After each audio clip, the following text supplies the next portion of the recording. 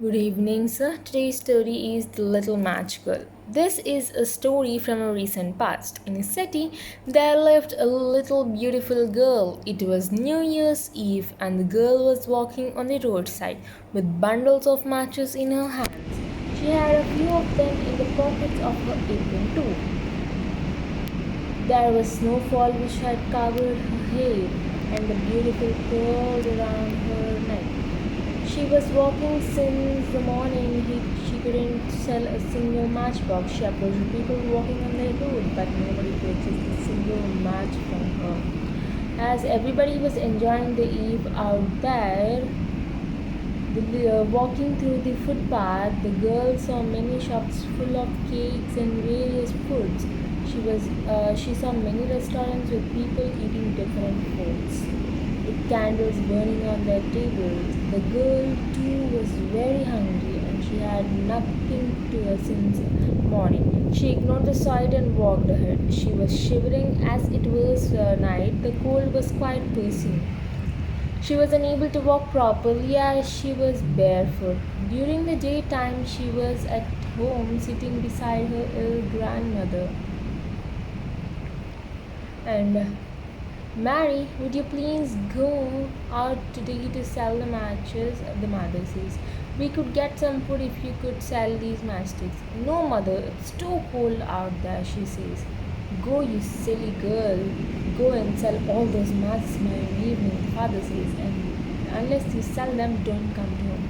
Oh, God, dear, or else he will hit you again, the grandmother says. I feel so sorry to have such a cruel son. The grandmother says, don't cry, and Grandma, I'll go. And Mary puts a match in her apron, wore her mother's shoes, she tried her best approaching people to buy the matches. But no one responded. It was getting dark and Mary was very hungry. But she remembered her father's threat and she started walking again. At the corner of the road, she bumped on a group of people. Oh, sorry, the man said. I'm fine. Would you like to purchase my match?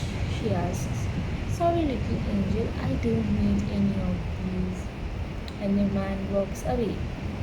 Mary then felt that she was barefoot.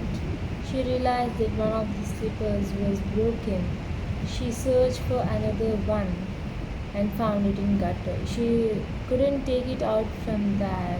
It fell into it. Mary decided to walk barefoot. Before moving on, she checked if her matches were sealed. She met many people but failed to sell any matchbox. Tired, she found a corner between two houses and decided to sit there for a while. The cold was getting better. The girl with the matches in her hands thought, if I burn a matchstick, I can get some warmth. Again, a thought came in her mind. If father came to know about it, he would be very angry. But the shivering forced her to think, how would he know if I burned just one stick? She dared to take out a matchstick and burnt it on a wooden nearby. And what a surprise! Matchstick turned into an iron stove. The girl felt warm. She puts her hand near the iron stove and tried to grasp the warmth. She was very happy, but soon in a few moments a snowdrop fell on the matchstick and the flame went up. She was very disappointed. In a while, she started shivering again. She thought for a moment and took out the matchbox. She picked out another matchstick and burned it against the wall adjacent to her. Ah, to her surprise, the wall turned transparent. She could see through the walls now. The house was very beautiful and well decorated. There was a fireplace and light as many as candles were burning. The family living there was happy with their food. She could see ample food and cakes kept on a dining table, where the family members were chatting and discussing something sitting around the table. Mary saw a roasted goose kept in a plate on the table. All of a sudden, the goose started staring at Mary. She was surprised again. The very next moment, she saw the goose coming towards her. She was very hungry. She felt happy that the goose was coming near her. The goose came near the wall. Mary was about to insert her hand in the wall and hold the goose. The flame of the matchstick went off meanwhile, and everything vanished at once. Now there was no transparent wall anymore. Mary was very disappointed. She looked at the sky, pleading God to help her. Oh God, please take me out of this situation, Mary asks. Just then she saw a star falling down. A thought struck her mind that they say when a star falls, someone dies. So my grandma is very sick. Does it mean that I have lost my grandma? Oh, she loved me the most among everyone. She took out another matchstick and burned it. She was not surprised to see her grandmother standing in front. Oh, Grandma, you are here. Yes, my child, I'm here for you. Mary was pleased to see her grandmother but got scared the next. She thought her grandmother would also disappear. She took out more matchsticks and put them on burning sticks. And there was light, a light as bright as the sunlight.